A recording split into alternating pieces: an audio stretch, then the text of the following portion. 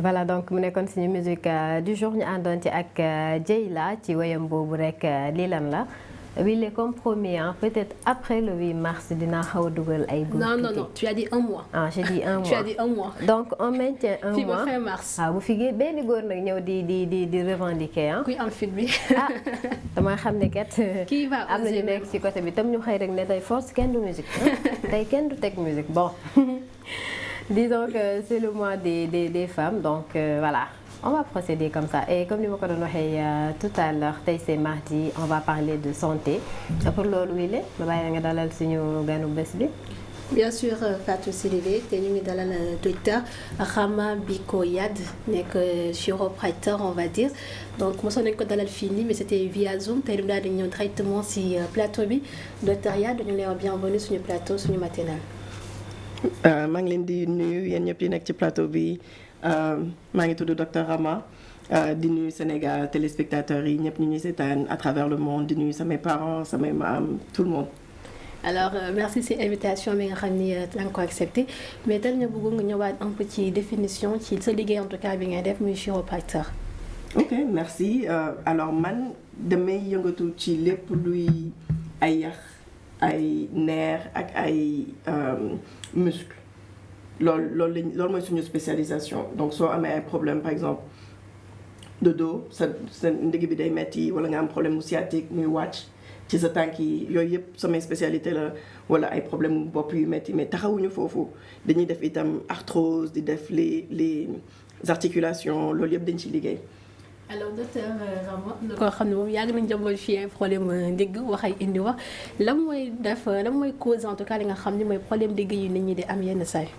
alors la plupart du temps li ñu gis mooy ni que ni nit ñi di dundee surtout par rapport à ni ngay toogee ni ngay parce que problème bi nit ñi gën a am jamono ji mooy dañuy toog toute la journée sooy liggéey da ngay toog looy def da ngay toog sooy dawal da ngay toog loo mu ci def da ngay toog donc doon actif comme ni nga war a nekkee soo gisee suñuy maam daanuñu woon toog lu bëri dañuy jaabante di dem dugg di génn di mais soo toogee lu yàgg di indi sédentarisme et loolu mooy tax ni que léegi sa yax yi moo lay supporter en fait mooy supporter so il faut que ñu am kattan pour yax yeeg muscles yi. il faut que ñu am kattan pour mën la supporter di la ngay mën di déplacer wu. mais soo dee toog tout le temps dootoo am loolu da koy wàññi bu baax. kon toog bu bëri bi mooy indi. ça fait partie wala bokk na ci. ouais c'est l'une des principales raisons boo xamante ni day tax nit. am méttitu ndigg. à part boobu comme par exemple souvent dañu naan sa ndigg bu metti ñu naan ndax dangaa yëkkati lu diis boobu nga yanu dara mu diis. àttanoo ko wala est-ce que tamit activité sportive bu intense yooyu yëpp day indi méttitu ndigg. alors loolu soo ko déggee c'est parce que la première chose booy def sooy yëkkati mooy ni que da nga war a utiliser ses genoux nga utiliser ses genoux nga sëgg pour que nga mën yëkkati mais la plupart du temps duñ ko xalaat da ngay ñëw rek nga yëkkati. donc loolu mooy créer problème au niveau des disques yi nekk sa biir colonne vertébrale donc foofu le problème bi di jógee soo yëkkati dafa am ay façons yoo xamante ne da nga koy yëkkatee sooy sport itam da ngay def échauffement après soo paree sport da ngay defaat un peu pour refroidir le corps. yooyu yëpp dafa importance mais des fois ñi ni dañ koy fàtte wala dañuy jéem a yëkkati loo xamante ni amuñu kii bi et aussi la posture dafa important ni ngay taxawee soo waree yëkkati dara faut vraiment que nga def ci forme bi pour soo koy yëkkati mu du am benn problème mais su dee yow da nga ñëw rek nga tëb nga yëkkati dara day. nga xool li ngay yëkkati ndax attan nga ko. déjà waaw voilà. en plus aussi dañuy gis sëgg bu métti dañ naan tamit daa mel di joxe ndigg. gis nañ jigéen ñu bëri bu ñuy fóot ñenn ñi seex dañuy toog. mais ñenn ñi dañuy sëgg lu yàgg. est-ce que loolu tamit bokk na ci cause yi. bokk na ci parce que nga nekk ci benn position pendant très longtemps nga nekk ci benn position bi rek te bougé woo loolu baaxul au long terme surtout su dee sa posture yi supporté wuloo bu baax sa yax yi daal so même toog bi des fois da ngay toog après nga changer position. et puis bëggoo par exemple soo toogee ngay yootu fu sori da ngay bëgg mu xaw la gën a jege loolu yëpp da ciy bokk parce que faute day yàgg surtout su dee yow par exemple faute mooy sa liggéey doo fóot pendant 5 minutes wala c'est des heures et des heures souvent da ngay gis fóotkat yi su ñëwee ci kër yi dañ fay journée bi yëpp dañ fay nekk so loolu yëpp dafa important nga koy fàttaliku ni que sooy par exemple mën nga ko rapprocher mu gën laa jege. mais loolu ci lépp la par exemple même soo amee bébé ngay changer sa couche bébé des fois dañuy fàtte ni que bébé bi mën na la gën a jege wala par exemple amoo pour taxaw pour changer couche bi mën nga toog nga def ko comme ça doo xëcc sa dos bi torop di yóotu pour jot li ngay def. mais en ce moment des fois ñu nekk ci période bi seddaay la moo nekk lien entre seddaay ak mettitu ndigg yi wala yax yi sa laay ndax tout le temps nit ñi dañuy plaindre seddaay bu ñëwee j'ai mal par là j'ai mal par là. la mooy causé.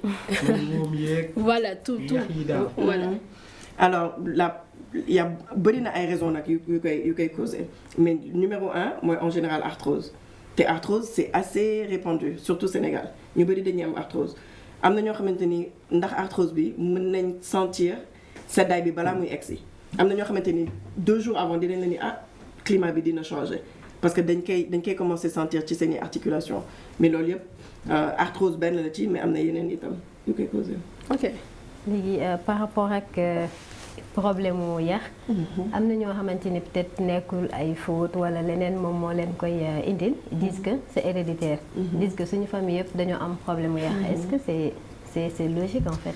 en fait par rapport à héréditaire dëgg la d'une part mais aussi sa ni ngay dundee c'est très important parce que da ngay dugg benn famille boo xamante ni ñëpp a diabète am ñoo xamante ni duñ diabète parce que ils font très attention ci li ñuy lekk dañuy sport dañuy def parce que xam nañ ni que am nañ background bi de diabète c'est la même chose pour les os mën nañ la ni oui mais ñun on a toujours eu des problèmes de dos mais chacun est différent ku nekk ak ni ngay doxalee te pourtant par rapport au problème de dos itam soo xoolee les images en IRM par exemple nga jël benn IRM wala nga jël X-ray mais par exemple IRM bi moo lay woon par exemple su dee disque bi dafa génn ça c'est dans environ 90 à 90% de la population dinañ ko am mais ni muy manifesté woo ci nit ñi mooy différent so yow mun nga ko am mu metti trop ci yow man ma am la même chose suñ ko xoolee ci image bi mais man sa bos du metti trop. on peut être de la même famille on peut donc ça aussi c'est relatif. D'accord. so même su dee dafa nekk ci sa famille man li may wax mooy ne que toujours yow jéemal nga sàmm sa bopp ngay def sport ngay doo toog lu yàgg entre autres. léegi yow seen liggéey bi ngay def est-ce que am na ñoo xamante ni bu ñu amee métit yooyu dinañ ñëw seet si leen parce que gis nañ fii Sénégal souvent yooyu bu ñu dalee faju olof bi la ñuy jël ay pommade ak wala dem uti ji fas ak yu ni mel. est-ce que ñu ngi ñëw di leen saytu yéen ñi nga xamante ni yéenay noddati yax yi nga xamante ni mooy metti. waaw ñun ñaa ngi ñëw bon man installé gu ma fii Sénégal mais fi ma nekkoon ñun ñaa ngi ñëw bu baax et c'était au Ghana ñun ñaa ngi doon ñëw bu baax. ñëw Sénégal wax naa itam ak. yax yaay metti de. waxtaan naa ak chiropracteur bi nekk fii Sénégal te nee na ma itam ñun ñaa ngi ñëw en fait c'est juste un problème de comprendre parce que soo ñëwee seet ñu on va vraiment expliquer lan moo tax sa ndigg bi di metti lan moo tax sa bopp bi di metti lan moo koy causer. ba pare nag ñu jox la suñu traitement mais c'est juste une question de xam ni que ñoo ngi fi te loolu la ñuy liggéey parce qu'en général peut-être nit ñi xamuñu itam ni que ñoo ngi fi te loolu la ñuy liggéey. est-ce que jëm ngeen def communication ba ñu xam ni tamit yéen fi. waaw bon man again nekkuma fi mais ki fi nekk xam naa ni mi ngi liggéey ak ñu bëri am na 2 à 3 chiropracteurs yu nekk Sénégal yoo xamante ni ils ont leur communauté boo xamante ni dañuy wax ak ñoom ils prennent le temps de jege population bi wax ak ñoom li ñuy liggéey pour que ñoom tamit ñu am ci bénéfice. D'accord sànq ñaa ngi expliquer par rapport ak toujours causes yi wala ñi nga xamante ni seen yax yi ni lay méttee. maintenant ñi nga xamante ni ils sont victimes d'accidents. dem def peut-être ay tabax et tout ñooñu aussi da nga leen di jël en compte ci seen liggéey wala. alors il y a une branche complètement boo xamante ni chiropractique ci tout ce qui est accident daf koy traiter mais en général nit su demee du ñëw ci ñun on traite pas les fractures ñun leneen la ñuy traiter mais par exemple soo demee ba ñu tabax ko ba mu wér. mën nga ñëw pour que ñu defal la réhabilitation parce que loolu c'est très important te nit ñi duñ ko def toujours parce que su dee yow droitier nga ngay utiliser sa main droite nga damm sa loxo bu droite bi les muscles après dañuy commencer ils vont être un peu plus faibles parce qu'ils seront dans la même position pendant longtemps donc c'est important que ngay dem def réhabilitation pour jàngaat nooy bindee nooy téye nooy yëkkatee yooyu yëpp dafa am importance so dañuy def réhabilitation mais itam dañuy faj. question Fatou bi dafa am solo parce que souvent ñoom dañuy def accident di traîner des séquelles. Est-ce que tamit comme ni nga ko waxee léegi ñoom bu ñu paree forcément dañoo war a ñëw gis na spécial su mel ni yéen. ngeen jéem leen di traiter ba de ce fait ñu daal di dem ba nekk en forme. waaw dañ war nañ ñëw ci ñun parce que li may wax réhabilitation boobu noonu c'est important mooy nga ñëw ñu jàngal la nooy defaate yi nga daan def avant nooy adapté woo ci léegi yow sa yaram bi sa yax bi sa même su dee accident bu amul damm-damm même accident normal boo xamante ni y a juste des séquelles faut toujours venir nga ñëw ñu traiter la ko parce que looloo tax ngay gis koo xamante ni dala naan man y a 20 ans laa defoon accident mais j'ai toujours les séquelles aujourd'hui alors que suñu defoon loolu y a 20 ans heure bi xëy na du fekk mu am loolu yëpp. léegi les méthodes naturelles yi nga xam ne peut-être suñuy maam moom ñoom lañ doon utiliser. est-ce que loolu noonu rek c'est suffisant pour rek mën a defaraat yax par exemple tey nga rëq wala nga damm. ñu juste laal wala comme ni ko maam bi doon defee. est-ce que c'est suffisant quand même. ok bon ça c'est une branche à part boo xamante ni li ñuy def ak li ñuy def c'est à peu près la même chose mais j'insiste ñun duñu mocc te duñu laal ku damm. soo dammee wala sa épaule déboîté wu dañ lay yónnee hôpital ñu dugalaatal la ko mais après tous les muscles yi nga xamante ni moo waroon téye sa épaule bi ba nga xamante ni du bouger du génn mbagg bi dañ koy traité waat pour que mu amaat force bi pour que yow soo demee du la dalaat parce que ça c'est très important da ngay gis souvent des fois nit ñi suñu déboîté pour ñu déboîté waat day gën a facile que ku mosul déboîté donc soo defee tout ce qui est réhabilitation ba ñu defaral la sa mbagg bi dootoo amati problème mu mbagg dans le futur loolu ci loolu la ñuy liggéey mais lépp luy mocc vraiment ça se rapproche vraiment de li ñuy def parce que ñun on traite au naturel du ñu joxe garab ñun suñuy loxo la ñuy fajee donc étymologiquement mot bi foofu la jógee moo xamante ne koo xamante ne day faj ak say loxo donc loxo yi rek la ñuy utiliser pour faj. peut-être da ngeen dul ñaan ak parce que am mocc am na peut-être day am ay prières yu ñuy defaat et tout peut-être loolu lay différence bi. alors aujourd'hui dama bëggoon xam yan cas ngeen di gën a gis seen liggéey yan cas mooy gën a revenir à chaque fois en cabinet. alors on en a beaucoup et des variés parce que ñun ñëpp la ñuy gis les enfants mais nag ci chiropratique dafay am ay spécialisation am na ñoo xamante ni xale yi rek la ñuy gis donc ñoom seen clinique c'est vraiment tout autour des enfants. et des mamans am na ñoo xamante ni ils sont plus pour population troisième âge ñoom la ñuy traiter am ñoo xamante ni c'est pour les sports mooy ñi nga xamante ni c'est des athlètes wala ils sont assez sportifs ou ils sont assez actifs ñoom loolu la ñuy traiter après on a ñi nga xamante ni tout ce qui est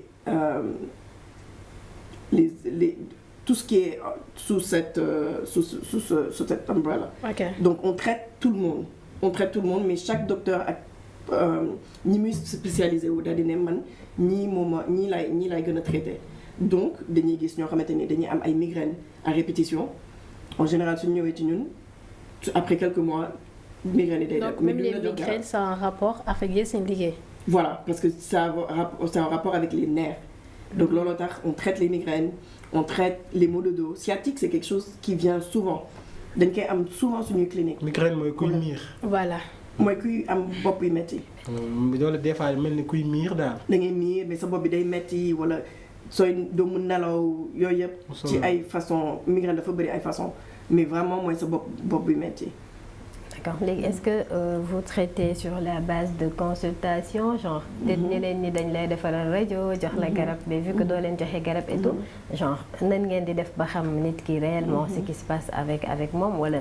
c'est juste par rapport ak information yi mu leen di jox ngeen di xamee réellement ban genre traitement ngeen war a defal nit ki.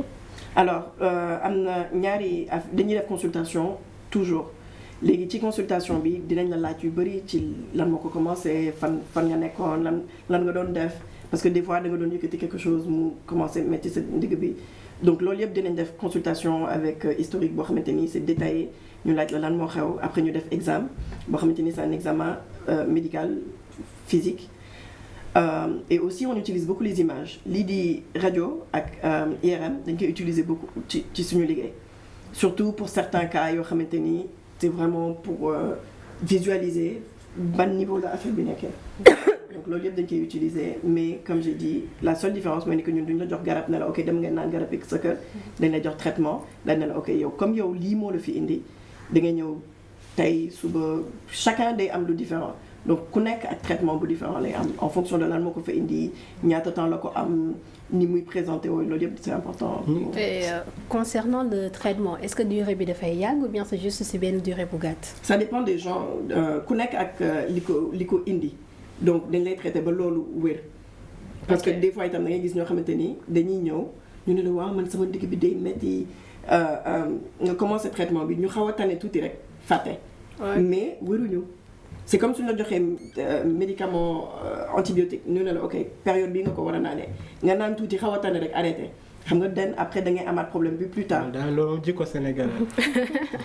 oui donc loolu mooy tax ku nekk day am traitement différent par rapport à lan moo ko indi mais faut vraiment nga terminer sa traitement c'est très important nga terminer sa traitement comme ça après. ci méttitu ndigg bi ba tey souvent hormis góor ñi dañuy gis ay jigéen ñoo xamante ni bu ñu ëmbee ba mucc ñoom aussi dañuy jooytu méttitu ndigg loolu lan moo koy waral. alors imaginez rek nga jël benn poids bu 10 nga jël ko nga teg ko à l'avant de ton corps so déjà yow sa yaram bi lu si bëri day nekk ci position bu différente sa yax bi nii dafa war a toogee nii mais su dee yow da nga am benn bébé en général dañuy gis day am pelvis bi day avancé tuuti donc imagine nga nekk ci boobu position pendant des mois et des mois ak accouchement ni mu mettee donc loolu yëpp day jouer ci méttitu ndigg yi nga xamante ne ko gis ci famille en général suñu amee doom wala suñu ëmbee. léegi il est kiné ñi def kinésithérapeute est-ce que da ngeen duróo ngeen di def ak ñi nga xamante ni ay douleurs lombaires la ñuy am est-ce que dañ leen di traiter wala c'est à part. alors ñun ça se rapproche mais la grande différence entre chiropracteur ak beneen traitement ostéopathe kinésithérapeute physical therapist yooyu yëpp mooy ni que nous on fait quelque chose qui s'appelle la manipulation que ñoom en général ils ont pas ça fait pas partie de li ñuy def kinésithérapeute ak ñoom ñëpp dañ lay jàngal réhabilitation dañ lay yu bëri dina la ko jàngal mais en général lépp luy en anglais on appelle ça un adjustment bi mooy une manipulation des vertèbres moom ñun mooy suñu spécialisation so loolu mooy différence bi entre les deux. massage est-ce que am na solo ci faj ndigg.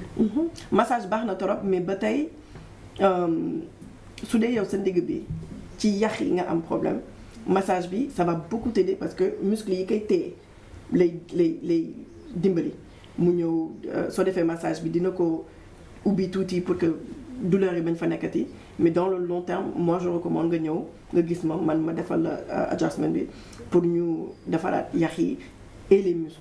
et même si question Aliou Ngim noonu la femme yi nga xam ne ñu nekk en état de grossesse est-ce que ñoom une fois après bu ñu amee seen bébé. mun nañ ñëwaat si yéen pour juste seen problème du gi daal di arrêter.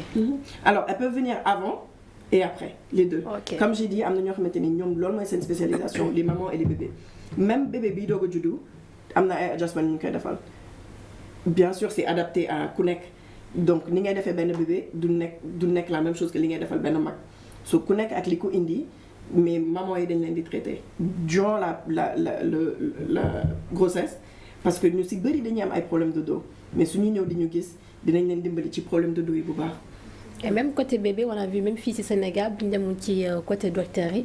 on a l'habitude des fois gis les grandes mères ou bien en tout cas yaayu ñeneen ñi. ñoo di damp le bébé est-ce que c'est presque même contexte bi que yéen.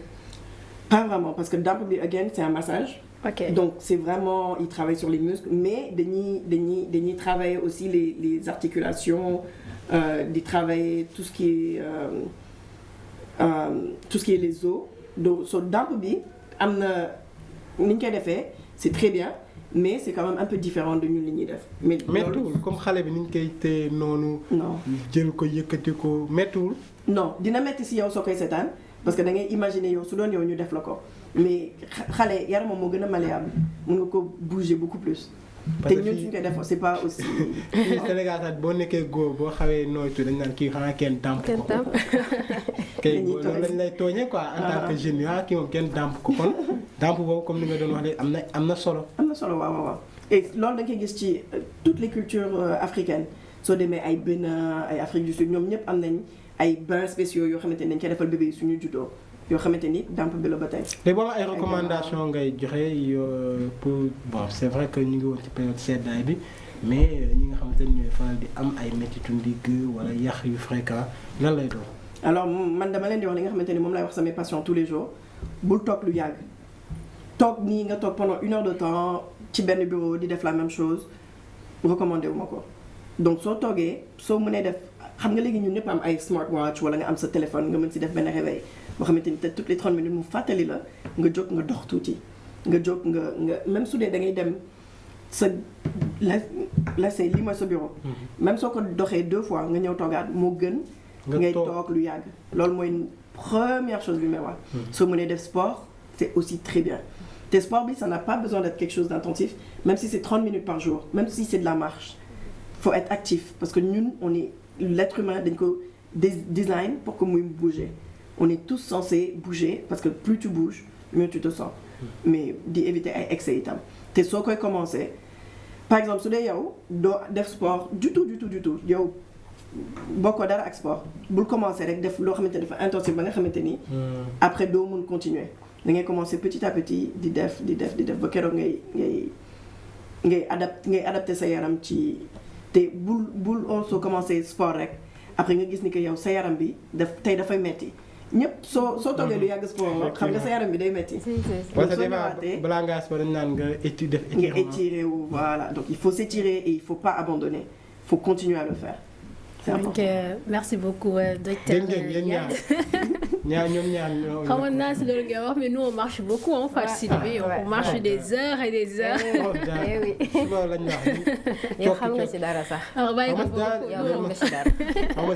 Nous on marche beaucoup en tout cas merci beaucoup docteur Ramadou Meissa Biko Yad nga nekk chiropracteur ñu lay remercier ci invitation bi nga xam ne nga koy accepté na lay bàyyi nga tàggatoo suñu téléspectateur.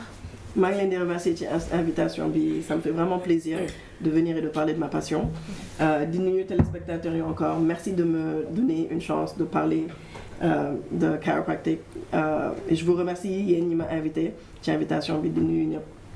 Merci beaucoup à vous. maa ngi ko doon wax sànq Fatou-Sidibé c'est docteur Rama Biko Yad nekk chiropracteur donc en tout cas merci beaucoup xam naa ndigg yu metti fii moom après nañ lay jël en off am na koo xam ni moom demande sociale la moo tax ñu woo la tey et merci encore à vous deux ak képp koo xam ni yaa ngi seetaan suñu Label TV tout en espérant que information yi am na solo lool si yéen on vous donne rendez-vous suba inchallah. Merci Wile allez.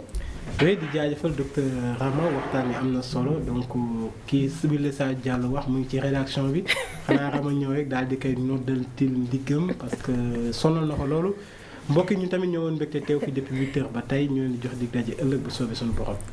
Merci beaucoup Alioune Gueye et j'espère que docteur dina jël bu baax en compte li nga xam ne fa nga jeexale on l'espère.